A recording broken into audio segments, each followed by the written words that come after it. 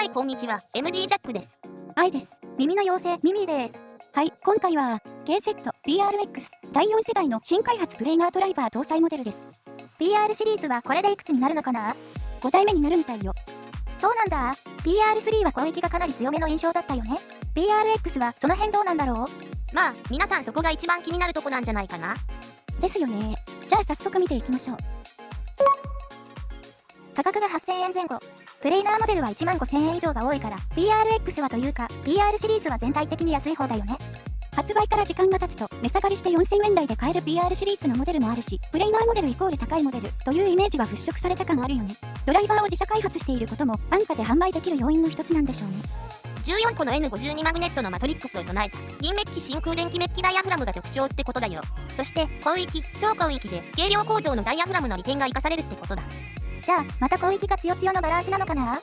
私あれちょっと苦手なのよね。この後すぐ波形見てみるけど、主な特徴としてはこんな感じ。2つはすでに話したね。あとは広いサウンドステージがね。先日レビューした KZ サーガのすぐ後に PRX を聞いたんだけど、サーガより広域の伸びがあるのは確かだけど、そんなに広域がキンキンするほどではなかったね。PRX の波形はこんな感じ。へえ、低域も結構出てるんだね。このバランスだと広域が極端って感じでもなさそうだね。まあそうだね。バンドルイヤーチップ2種を比較してみると、個人的には白の波形のメモリーフォームの方がコンティのバランスはいい感じだった。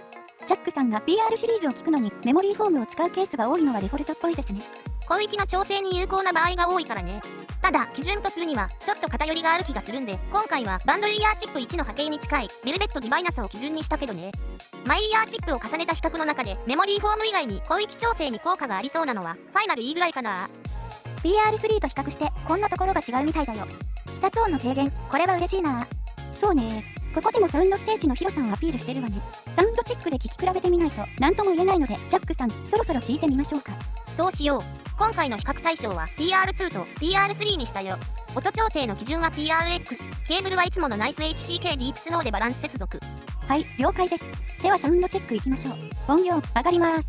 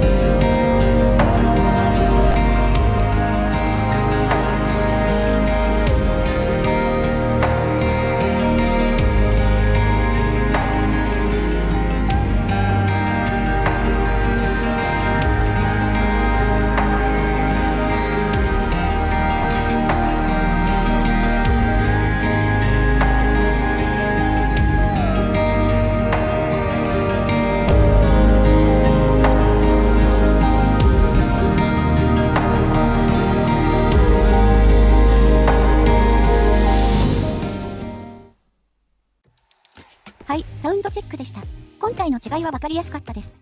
デモ曲すべてで PRX の低域の存在感がよく分かりました。波形の通り 1.5km あたりを境に PRX の低域はしっかり出てるよね。これくらい出てると安心感あります。ボーカルは PR2 が頭一つ抜けてたかな。そう、PR2 は 7km 付近のピークも控えめにして2から 5km あたりの中広域中心の広域の作り方だからボーカルが一番際立ってたね。ハイハットの刻みとかも太めな感じだと思ったよ。そうね、7キロ以上の広域を比べるとやっぱり PR3 が一番出ているんですね。ただそれに低域が全然ついてきていない感じで広域優先のバランスというのは明らかです。キックとかベースも軽い感じしとね。ハイハットやその他のシンバル系が結構シャープだったけどね。そんな中 PRX はどうだった？収録音の比較では波形通りというか低域はこのぐらいあっていい感じ。でも2から 5km がもう少し欲しかったかな。7km 付近のピークをもう少し落として中広域を持ち上げて欲しかった。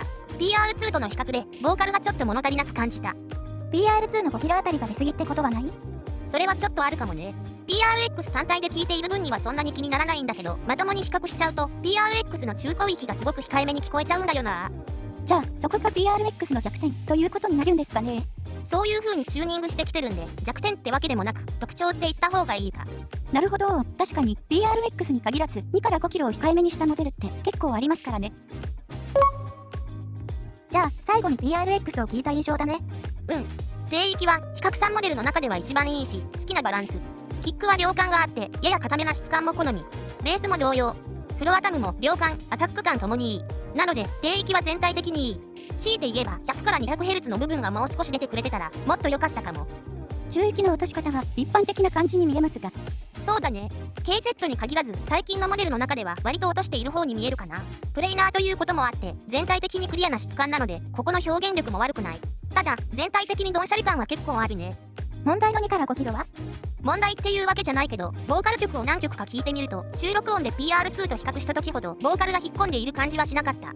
気にするほどじゃないっていう印象。まあボーカル曲しか聴かない人にあえておすすめはしないけどね。なるほど。じゃあその上の広域は？やっぱり 7km あたりが結構持ち上がってるんでハイハットの刻みは繊細に聞こえるよね。クラッシュシンバルも結構シャンシャン鳴ってる。薄いシンバルって印象。全体としてはこの波形バランスで低域がしっかり出ているけど広域は結構目立つ。 KZ のプレイナードライバーの特徴なんだろう。波形で見るより広域の抜けはいいってことだね。サウンドステージの広さは KZ のアピール通りで聞きやすかったよ。